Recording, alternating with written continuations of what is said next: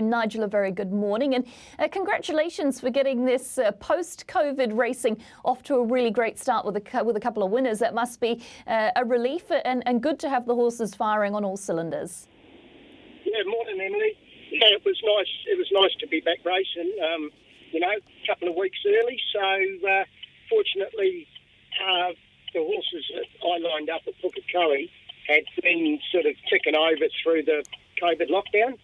So they were pretty forward, and they raced accordingly.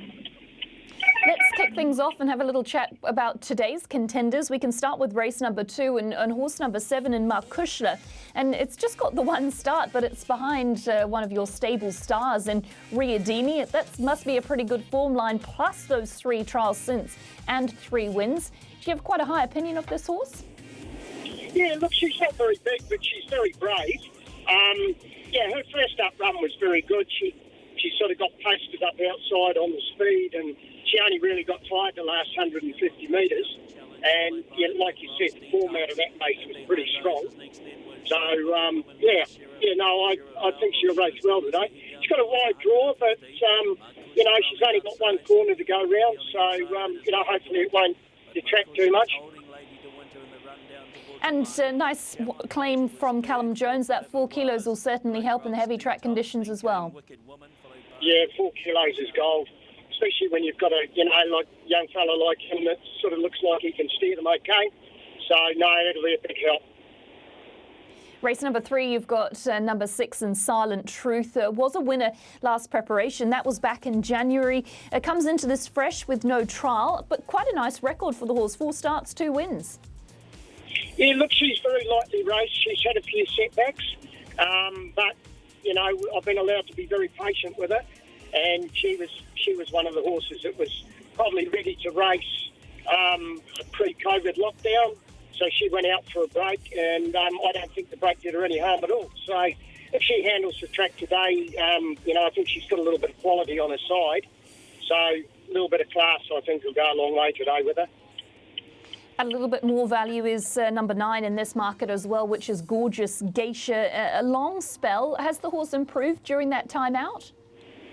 Oh, definitely. She's really strengthened up. She's not a big filly, but she's very robust.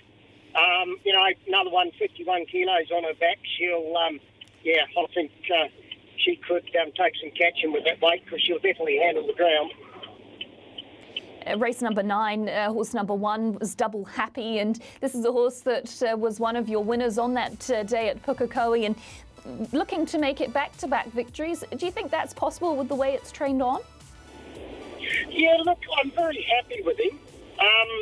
He was a bit of an enigma, because it took him 2,100 metres to win a maiden race, and there's not too many horses sort of come out and go up in grade and drop back to 1,300 and win a game. So he could be in for a good winter. He has gone up a fair bit in weight. I think he's gone up about 8 kilos. So that's not going to be ideal for him. But I'm very happy with him. And you must be so delighted with how Callum Jones has started off his career, and he's really adding value during this winter period with his claim, isn't he? Well, that's right. And, Callum was probably ready to go sort of probably January, February. Had he had the number of trial rides that he needed, he would have been ready to go. But we decided just to hold back a little bit with him and, save him for the winter. Since, the secondary stewards prefer to licence them coming into winter when things aren't happening quite so quickly. So, no, timing's been absolutely perfect. And it must be invaluable having your experience for him as well, being able to guide him and help him along his way in this early part of his career. Yeah, well, that only works if they listen to you, Emily. I've had the odd one that hasn't listened, and they haven't gone very far. But Callum's a good boy. He's keen. It's actually his 18th birthday today, so it'd be nice to get him a winner on his birthday. Yeah, it would. Happy birthday to Callum if he's listening. You're also taking advantage of his claim in race number 10 on Lupulani, and I just love the way this horse was able to put itself in the race last time. It was a really good resumption to racing, wasn't it? And no doubt a good platform to progress on to today's race. Yeah, definitely. I mean, she was probably in a race that she couldn't win last start because I think it was a race that was, ready made for Crystallised, 1100 metres. But, she beat the rest of them pretty comprehensively. Look, very happy with her. She's just so honest. The little bit of weight relief today will certainly help her. And she loves Ellerslie. She's only had 2 starts there for 2 wins. And the heavy track will be right up her alley. Nigel, as we just take in this replay of Lupulani running that slashing second, we've had a chat through all of your contenders today, or some of the main ones anyway. If you had to pick out a winner for punters at home, what would you be tipping? Oh, look, I think Lupulani's probably, she's had the race under her belt and she's improved with the run. 1,200 metres at Ellerslie will suit her.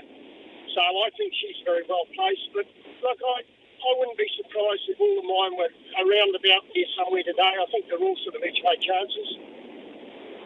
And obviously it's winter time now. You've got a great team of contenders, but no doubt there's some stable stars at home just waiting for the spring and summer racing. Is there any horses that you could sort of let us know about that we have to look forward to in the coming months? Well, I've got to be honest, Emily. We only had one. I think we only had one 2-year-old go to the races last year, which was Play That Song. So she's back in work. She looks really good. I'm really happy with her. Melt is doing some work on the hills down at David and Emily Brown's at the moment. All reports are that she's come back really well. I've sent Riadini to Sydney and I've sent Kissinger to Melbourne. So we're probably counting on a few of the young, rising 2-year-olds to step out and sort of shine for us in the spring. Well, best of luck today, Nigel, and sounds like you're pretty happy and confident with your team, so fingers crossed that can result in a few winners for yourself and the birthday boy, Callum.